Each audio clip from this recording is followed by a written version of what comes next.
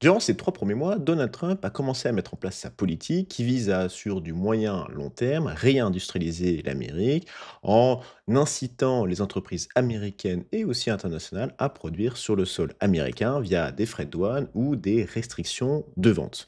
Donc ça, c'est l'objectif moyen long terme. On ne sait pas si ce sera possible ou s'il va y arriver, mais ce qui est sûr, c'est que sur le court terme, ça a des impacts très concrets sur les entreprises américaines comme Nvidia. Et il y a une nouvelle news qui vient de sortir la semaine dernière qui fait que ça va impacter fortement Nvidia, mais aussi potentiellement faire du mal à l'Amérique et favoriser la Chine. Et bonjour à tous, c'est Arthur de la chaîne Décrypte Finance et on se retrouve aujourd'hui pour discuter des news financières de la semaine qui vient de se terminer. Je voulais commencer par cette news qui va impacter fortement Nvidia et d'autres, par exemple AMD, mais aussi plus généralement cette entreprise qui est un des fleurons de la tech américaine et qui, depuis l'investiture de Donald Trump, subit un petit peu ses dernières politiques. Je voulais commencer par regarder l'action Nvidia en bourse. Alors, si on dézoome un peu, l'action Nvidia ne fait que monter, la tendance très très long terme est bien évidemment haussière. En 2020, par exemple, début 2020, on était à peu près 5,70 l'action, là on est à plus de 100, donc très belle dynamique, très belle performance. Mais il est vrai que sur le très court terme, sur les 3, 4 derniers mois, on est dans une tendance baissière. On a eu le top en novembre et en janvier, donc novembre l'élection de Trump, en janvier l'investiture de Trump, et depuis, on est sur une baisse continue d'à peu près 30%. Cette baisse peut s'expliquer, entre autres, par le fait que le marché attend de Nvidia non pas des bons résultats ou des très bons résultats, mais des résultats exceptionnels. Et quand les résultats, donc chiffre d'affaires, marge, sont un tout petit peu en dessous d'exceptionnels, ça va impacter très fortement la valorisation. Et le problème depuis l'élection de Trump, ou du moins surtout depuis son investiture, c'est l'instabilité politique, géopolitique, économique qu'on peut avoir, ce qui fait que du côté des clients, bah, il y a un peu d'attentisme. Est-ce qu'on achète tout de suite? Est-ce qu'on se développe tout de suite? Ce qui fait que les clients un peu historiques peuvent moins consommer. On a aussi des restrictions, et ce qu'on va voir juste après, sur des pays où Nvidia avait l'habitude de vendre. Et en plus de ça, niveau production, la production se fait majoritairement à Taïwan, même s'il y a des projets de relocalisation aux États-Unis avec des très très gros montants, mais ça prend beaucoup de temps. Bref, la production est à Taïwan et sur les dernières semaines, Donald Trump a annoncé des frais de douane à hauteur de 32% sur Taïwan, ce qui augmente fortement les frais de douane. Et donc, automatiquement, ce sont des puces qui sont créées à Taïwan, qui sont importées aux États-Unis. Donc, la valeur de vente aux États-Unis augmente fortement, ce qui soit un peu freine l'achat ou la marge diminue. Bref, ça impacte sur le cours de Nvidia. Et la dernière news qui vient de sortir, c'est dans l'objectif de freiner le développement de la Chine dans la course à l'intelligence artificielle. Et on sait que les puces de Nvidia sont énormément utilisées pour développer des modèles d'intelligence artificielle. Et la nouvelle règle, c'est que ce soit pour Nvidia ou pour AMD ou pour d'autres producteurs de puces, c'est la restriction à la vente de certaines puces pour la Chine. Quand on fait un focus sur Nvidia, Nvidia vend plein de puces différentes, H100, H20, H800, les L, bref, énormément de caractéristiques de puces que je vous mets à l'écran. Et dans celles les plus puissantes, ou du moins la plus puissante, on a la H100, qui est utilisée par les États-Unis, par l'Europe, bref, par à peu près tout le monde. Mais Nvidia n'a pas le droit de vendre cette H100 depuis très longtemps à la Chine. La Nvidia, pour essayer de contourner la situation, a créé une nouvelle puce qui a été spécialement designée pour la Chine, qui est beaucoup moins puissante que la H100, à peu près, selon estimation, à peu près 6 à 7 fois moins rapide que la H100, c'est la H20. La H20 est spécialement conçue pour la vente au marché chinois parce qu'elle passait les restrictions anciennes de ne pas vendre la meilleure, mais une version un peu dégradée. Et c'est cette H20 qui est énormément achetée par la Chine et d'autres puces, par exemple la H800, et qui est utilisé par DeepSeek et les modèles d'intelligence artificielle chinois. Cette nouvelle règle mise en place par Trump fait que ça devient un parcours du combattant pour essayer de vendre une puce américaine aux Chinois, que ce soit Nvidia, AMD ou d'autres. Mais dans le cas d'Nvidia, c'est une restriction très très forte à la vente de la fameuse puce H20 qui a été, je vous le rappelle, designée spécifiquement pour le marché chinois parce que en dessous de la meilleure puce chez Nvidia, la H100. Et donc, les 2 impacts majoritaires qui ont déjà été un petit peu pricés par le marché, mais il faudra attendre les résultats du premier trimestre 2025 pour en être sûr. C'est d'un 1er point, étant donné que la majorité des ventes de Nvidia envers la Chine, c'était la puce H20 et que cette puce H20 va être très, très difficile à commercialiser vers la Chine, c'est tout simplement la perte du marché chinois qui représente à peu près 10 du chiffre d'affaires de Nvidia. Comme expliqué par Nvidia, Morningstar, excusez-moi. Avant, le marché chinois représentait à peu près 20 des ventes. On n'est plus qu'à 10 et Morningstar prévoit que ce chiffre se rapproche très fortement de zéro et il ne voit pas de retournement de situation dans un avenir proche, vu la guerre commerciale et technologique que se livrent, les États-Unis et la Chine. Donc premier point, c'est la perte de ces 10 là sur le chiffre d'affaires. Potentiellement avec le développement de Nvidia, le développement de nouvelles architectures comme le Blackwell, ces 10 pourront être compensés par d'autres pays, d'autres continents à l'avenir. Mais c'est vrai que sur le très court terme, ça va avoir un impact sur le chiffre d'affaires. Deuxième point, eh ben, Nvidia avait un stock de puces H20 qui n'arrive à vendre qu'à la Chine, parce que ce sont des puces qui sont dégradées spécialement pour la Chine, parce que sinon invendables.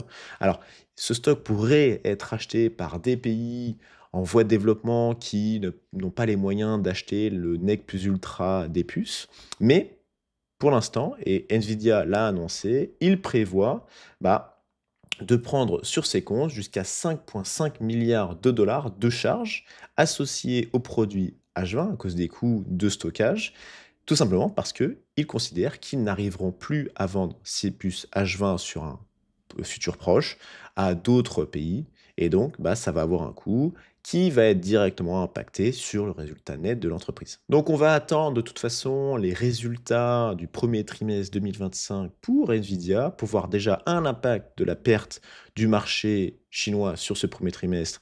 Et en plus de ça, les fameux 5,5 milliards qui sont pris en provision de perte. Alors, ils vont potentiellement en écouler une partie entre-temps, mais c'est sur ces 2 impacts. Le marché est déjà prévenu. Nvidia a déjà perdu sur quelques journées, on est quand même sur pas mal de baisses sur les dernières journées.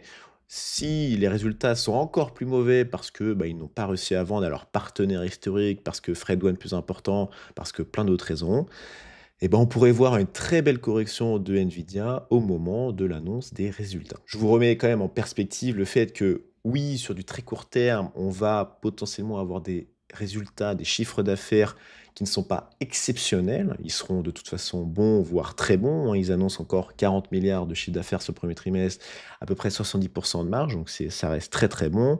Et quand on dézoome encore un petit peu, on se rendait compte que le chiffre d'affaires, le bénéfice et la croissance du chiffre d'affaires de Nvidia par rapport aux autres géants de la tech, c'est juste énormissime.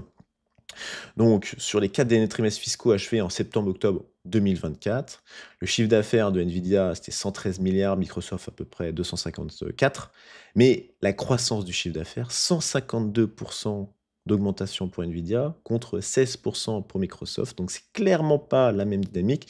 Et si ça continue comme ça, dans 1 ou 2 années, Nvidia, ça passe devant Microsoft assez aisément. Si vous voulez en apprendre plus sur toutes ces cartes graphiques de Nvidia et la différence qu'il peut y avoir entre la H100 et la H20, parce que ce qui est annoncé, c'est que la H20 est à peu près entre 6 et 7 fois moins rapide que la H100, mais la question est un peu plus subtile que ça, parce que il y a des différences de modèle, de langage, qui peuvent faire que la H20 devient un tout petit peu plus sexy que ce qui était annoncé. Bref, il y a un article sur Binance Square qui parle un peu de toutes ces puces-là. Donc la H20, la L20, la L2 comparée à la fameuse H100.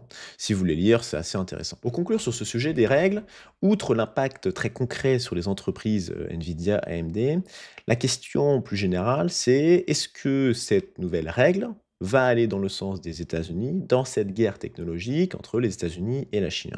Et la question, là, du moins la réponse à cette question, n'est pas toute blanche ou toute noire. Pourquoi? Parce que Il y a un article qui est sorti de Fun TV. Pourquoi les États-Unis risquent de céder le marché des puces électroniques à la Chine? Actuellement, la Chine, pour le développement, pour la création de puces et le développement de modèles d'IA, utilise très fortement les puces américaines, ou Nvidia par exemple, la H800, la H20 qu'on parlait tout à l'heure, pour développer leurs modèles. Et ils se reposaient un petit peu sur ça. Du moins, ils n'avaient pas le couteau sous la gorge pour développer des nouvelles technologies parce qu'ils avaient quand même accès à quelque chose de fonctionnel, même s'ils n'avaient pas le nec plus ultra. Alors oui, ils étaient en train de développer leur propre puce, production locale, design local, mais ils avaient toujours le truc de se dire: «OK, on est en train de développer de notre côté, mais on n'est pas pressé par le temps, on a toujours des alternatives». Le fait de couper court, de ne plus pouvoir vendre de puces à la Chine, ça va faire un électrochoc, du moins, c'est ce que cet article pense et essaie de mettre en lumière, c'est que la Chine va devoir réagir. La Chine a les capacités industrielles pour, le design et la production de nouvelles puces, étant donné qu'ils ont aussi tous les matériaux disponibles, tous les matériaux rares dont ils vont avoir besoin pour créer ces nouvelles puces. Bref, ils vont être obligés d'investir énormément très vite pour rattraper leur retard et pour pouvoir juste développer leur économie. Et donc, on pourrait être dans le cas où Nvidia, AMD pourraient être en perte de vitesse, en plus avec les frais de douane, ce qui augmenterait leur prix. Et de l'autre côté, on aura la Chine qui, oui, sur la première année, deuxième année, aurait peut-être un peu plus de mal, mais dans 3, 4, 5, 6, 7 ans, vont potentiellement dépasser les États-Unis parce que ils en sont obligés de développer leur nouveau modèle et qui seront potentiellement plus performants. Donc c'est un peu ce que nous explique cet article. Est-ce qu'il n'aurait pas fallu mieux avoir un peu plus de contrôle sur l'utilisation, sur la vente de certaines puces, plutôt qu'un blocage total? Toute la question. Et malheureusement, aujourd'hui, on n'a pas encore la réponse. On verra bien dans plusieurs années si cette politique de Trump ultra agressive aura porté ses fruits. Autre news, c'est potentiellement un premier pas vers une paix entre l'Ukraine et la Russie, avec d'un côté cette potentielle signature sur un accord sur les minerais entre l'Ukraine et les États-Unis. Depuis l'investiture de Trump, ce n'est pas on vous donne l'argent gratuitement pour vous défendre contre la Russie, c'est on veut un deal pour récupérer une partie du contrôle de votre production de minerais, matériaux rares, pour que les États-Unis soient un peu plus indépendants de la Chine dans ce sourcing des matériaux qui sont extrêmement importants pour, entre autres, l'intelligence artificielle et les puces. Et donc, et de l'autre côté, pour l'Ukraine, avoir toujours cet allié américain de leur côté, parce qu'ils auront ce fameux accord sur les matériaux, et que les États-Unis poussent en leur faveur dans un processus de paix. Bref, donc c'était la première étape pour les États-Unis, déjà sécuriser ce deal, et après avancer aussi avec la Russie pour la paix. Donc ça devrait être signé. Normalement, il avait annoncé jeudi, mais c'est en cours. On va voir si cet accord-là va pousser les États-Unis à vraiment forcer la main aux Russes pour arrêter cette guerre. Dans ce contexte d'incertitude géopolitique économique liée aux États-Unis, le dollar, il est vrai, commence à un petit peu pâtir. On voit dans les paires euro-dollar ou sur d'autres monnaies, le dollar perd de la valeur et aussi il est un peu moins séduisant pour des investisseurs étrangers qui voudraient être un petit peu plus indépendants des politiques un petit peu changeantes et agressives de Donald Trump. Et ce que proposait Bruno Le Maire, ancien ministre de l'économie française, c'était de mettre l'euro en monnaie numéro un, essayer de dépasser le dollar. Alors l'euro est très important comme monnaie, mais toujours bien derrière le dollar. Et donc c'est de mettre en avant l'euro, et une des idées, c'était de mettre en commun une partie des dettes des pays européens. Alors l'idée dans cette vidéo, c'est pas de dire si c'est bien ou pas bien. Je suis pas forcément convaincu de l'idée, mais c'est d'expliquer un petit peu ce qu'a pu proposer Bruno Le Maire, qui, je vous le rappelle, n'est plus ministre, donc n'a plus forcément son mot à dire. C'est juste une idée qu'il a pu mettre en avant comme ça. Son idée, c'est un peu, les États-Unis sont extrêmement puissants, c'est un pays qui est très important, plus de 350 millions d'habitants, et ils ont une monnaie très forte, historiquement, hein, pétrodollar, etc. Et aussi, la dette américaine a une certaine valeur aux yeux des investisseurs. C'est une dette qui est sécurisée, les personnes peuvent investir en dollars, prendre de la dette, être rémunérées de manière régulière. Bref, c'est un des investissements préférés du monde économique, la dette américaine. Et l'objectif ici, c'est de faire un petit peu la même chose avec la dette européenne. Pour l'instant, la dette européenne, c'est chaque pays, chaque problème. Chaque pays a un niveau d'intérêt sur lequel ils empruntent. On parle beaucoup de celui de la France parce qu'il bouge énormément en ce moment et il augmente aussi fortement, malheureusement. Et bah, ce taux d'intérêt va dire, OK, bah, chaque pays va emprunter à ce niveau-là, ils vont avoir tel intérêt, un coût de la dette aussi potentiellement plus ou moins élevé. Bref, l'objectif de Bruno Le Maire, c'est de mettre en commun une partie de la dette pour pouvoir emprunter non pas sous le nom de l'Italie, l'Espagne, la France, l'Allemagne, mais au nom de l'Union européenne. L'objectif, du moins ce qu'a pu préciser Bruno Le Maire, c'est de se dire, on prend toute la dette qui est supérieure à 50 du PIB. Alors, il faut dire que pour la France, on est bien au-dessus de ça, mais par exemple, l'Allemagne n'est pas si au-dessus de ça, à peu près 65 de dette, donc c'est pas énorme. C'est de se dire que toute la dette au-dessus de 50 on va la mutualiser. Ce ne sera plus la dette de la France, plus la dette de l'Espagne, mais ce sera la dette de l'Union européenne qui sera empruntée par la BCE, au nom de la BCE, avec une garantie, non pas d'un pays, mais de la totalité de la BCE, de la zone euro. L'objectif de ça, c'est que uniformiser les taux d'intérêt pour tout le monde, avoir une signature de meilleure qualité, parce que la diversité, l'union fait la force dans ce type d'achat, et donc de pouvoir emprunter, se développer et être aussi plus compétitif dans le cas de développement et d'investissement massif dans l'armée ou dans les semi-conducteurs, les puces. Donc ça, c'est l'objectif un peu sous-jacent. Et donc, l'avantage, c'est que pour des pays comme la France, c'est super parce que la France va pouvoir ne pas prendre de mesures pour essayer de contrôler ses dépenses publiques, mais elle va pouvoir emprunter à des niveaux un petit peu inférieurs parce que ce ne sera plus juste la France, mais ce sera la France, l'Allemagne et tous ces pays qui sont solides qui vont pouvoir faire baisser le taux d'intérêt de la France. Mais quand je dis la France, c'est aussi l'Espagne, l'Italie. Donc l'avantage d'un côté, c'est de se dire que certains pays qui empruntent à des taux élevés et donc qui ont un coût de la dette élevé vont pouvoir emprunter de- beaucoup plus faible en termes de taux d'intérêt, donc c'est super. Mais quand même, le gros défaut de ça, c'est d'un côté, les pays qui devaient faire attention parce qu'ils avaient un coût de la dette très important ne vont plus forcément le faire parce que ça va se réduire étant donné qu'on a un risque qui est moins important.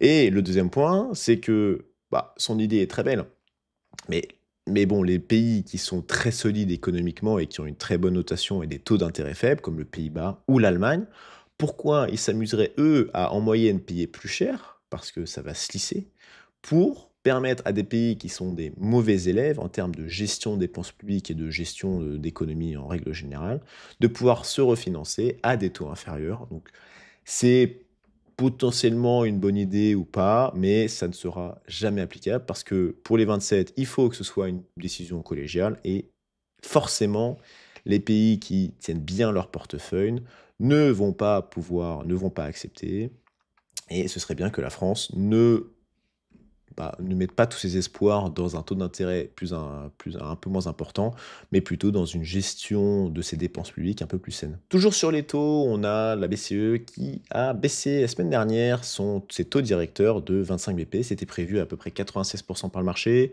Le marché anticipe encore 2 à 3 baisses de taux cette année et c'est ce qu'a pu confirmer Christine Lagarde dans sa minute, qui était un discours un petit peu après l'annonce, comme quoi, l'inflation est clairement dans la ligne des 2%, je crois que c'est 2,1 l'inflation européenne.